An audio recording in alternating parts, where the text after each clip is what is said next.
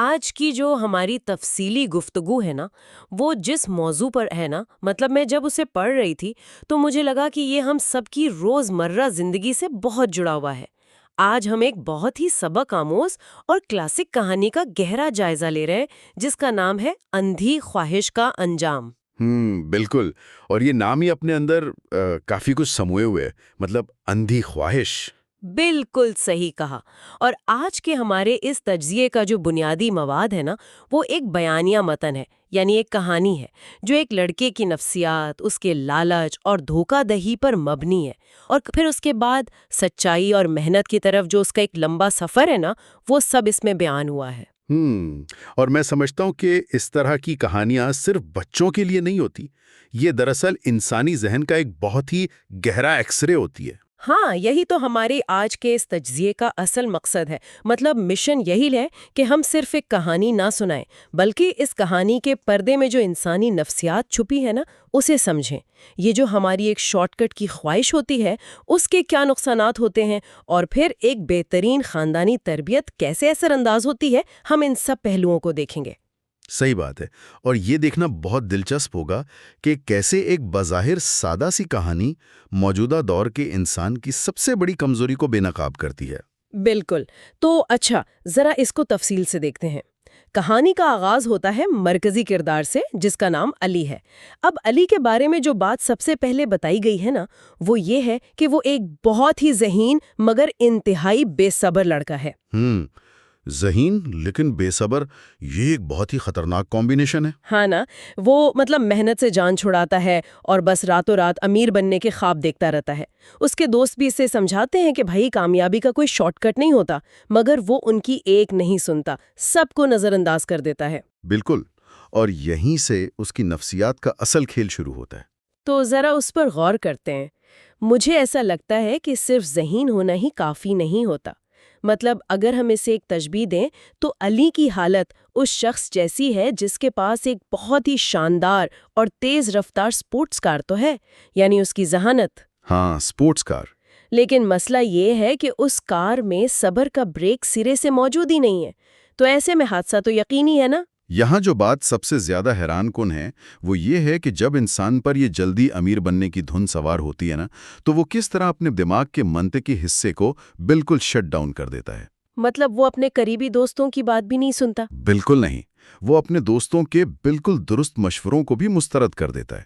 دراصل ہمارے دماغ میں ایک حصہ ہوتا ہے پری فرنٹل کارٹیکس، جو منطق اور انجام سوچنے کا کام کرتا ہے۔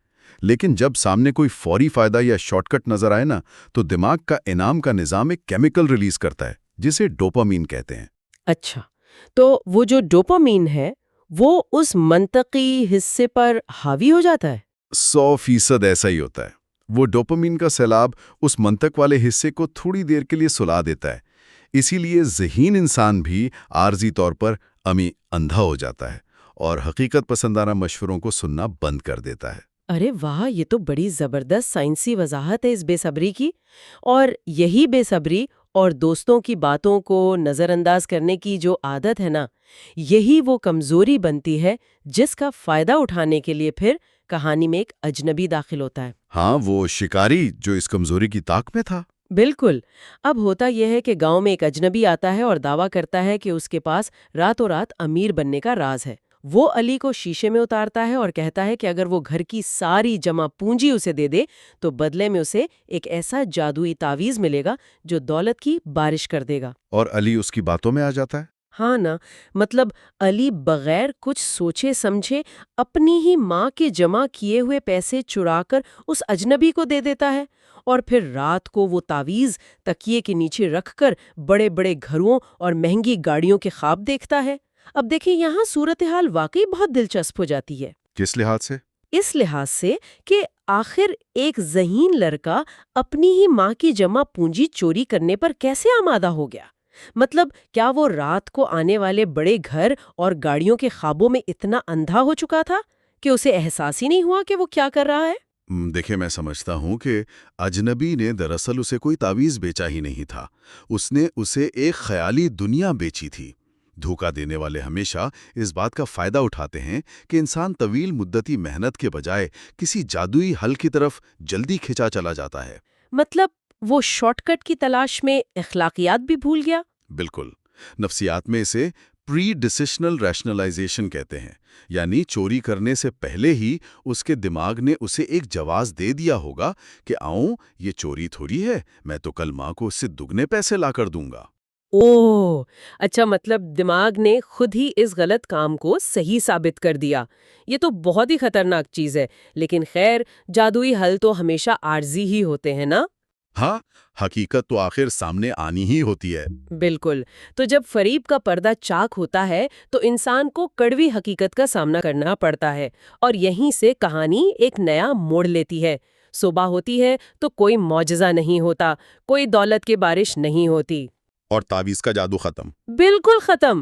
علی گھبرا کر اس اجنبی کی تلاش میں باہر بھاگتا ہے، مگر ظاہر ہے وہ تو فراڈیا تھا، وہ غائب ہو چکا ہوتا ہے۔ پھر علی روتا ہوا اور شرمندہ سا گھر واپس آتا ہے، اور جب والدین کو پتہ چلتا ہے کہ کیا ہوا ہے تو وہ بہت افسردہ ہوتے ہیں۔